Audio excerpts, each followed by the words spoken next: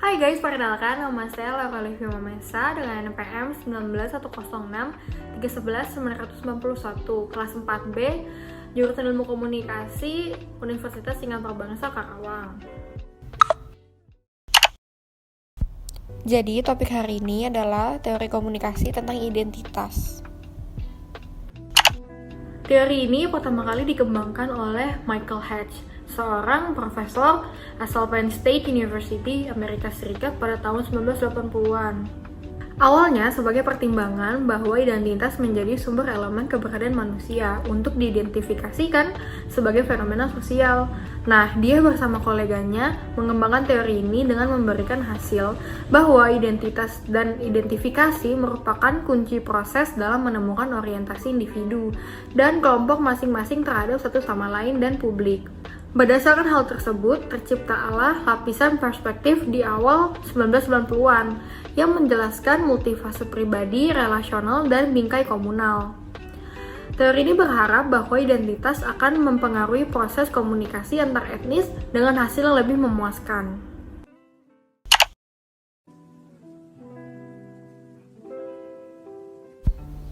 Asumsi dasar dari teori ini adalah identitas adalah kode yang mendefinisikan keanggotaan dalam komunitas yang beragam.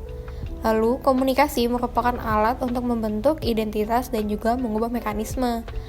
Yang ketiga, dipercayai bahwa identitas tidak hanya dipertahankan, namun juga dibentuk dan berkembang melalui proses komunikasi. Yang keempat, identitas menjadi penghubung antara individu dengan masyarakat, serta komunikasi merupakan mata rantai yang memperbolehkan sebuah hubungan terjadi. Asumsi metateoritis dari teori ini yaitu bahwa teori ini berbeda jauh dengan teori identitas lainnya. Kita ambil contoh dari teori identitas dalam tradisi sosial psikologis. Teori ini lebih memikirkan individu sebagai sesuatu yang terpisah, yang merupakan inti teori sosiologis. Atau kita bandingkan dengan teori identitas dalam teori sosiokultural. Teori ini memperluas cakupannya untuk melihat pada cara di mana perasaan seseorang akan diri merupakan hasil dari kehidupan sosial. Pemahaman dalam teori komunikasi tentang identitas dapat dipahami melalui tradisi semiotik, identik dengan tanda atau simbol yang disampaikan kepada orang lain. Sebab identitas merupakan kumpulan dari kode-kode yang mengidentifikasikan seseorang atau objek dalam keberagaman. Sehingga teori komunikasi tentang identitas sangat penting dalam menentukan dan mengembangkan sebuah identitas atau ciri dari seseorang melalui komunikasi.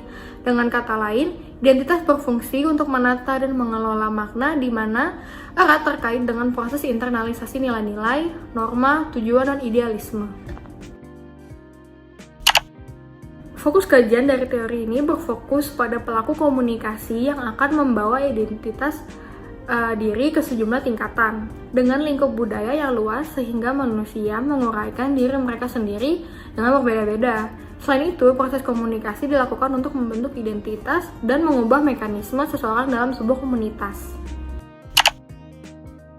Pengembangan dari teori ini, Hatch juga memperkenalkan dimensi-dimensi yang menjadi identitas khusus dalam memahami identitas seseorang atau suatu kelompok. Dimensi-dimensi yang perlu dipertimbangkan tersebut adalah dimensi peranan, dimensi pemikiran, tindakan, dan tersendan. Nah, yang kedua itu identitas seseorang atau sebuah kelompok dapat dibentuk melalui proses komunikasi. Dan yang ketiga, setiap pelaku komunikasi dilengkapi dengan identitasnya dalam berbagai tingkatan level.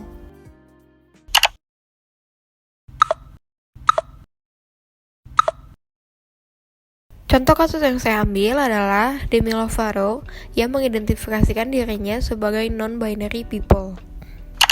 Good morning, guys. Yes, lots going on in the entertainment world, starting off with Demi Lovato, who released that they identify as non-binary. So this is amazing because, I mean, when celebs come out like this, I think it really helps a lot of other people to come forward.